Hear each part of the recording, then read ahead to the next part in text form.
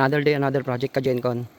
Nandito pala kami ngayon sa ongoing project namin ka Gencon na warehouse.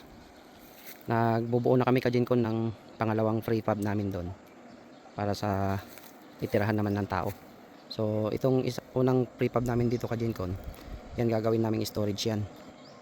Tapos magkakaroon pa yan ka Gencon ng pangatlong prefab house dito naman, dito sa mga poste na ito.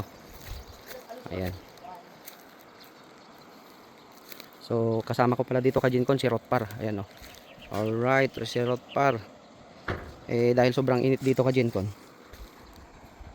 para pag gusto ko magpalamig, papasok lang ako dyan. Tapos ayun pala ka Gencon yung ongoing construction project namin na malaking warehouse. Ayan. So ano yan ka Gencon, kalahati lang yung simento, tapos long span na dyan sa taas para makatipid. Ayun ka Gencon, thank you.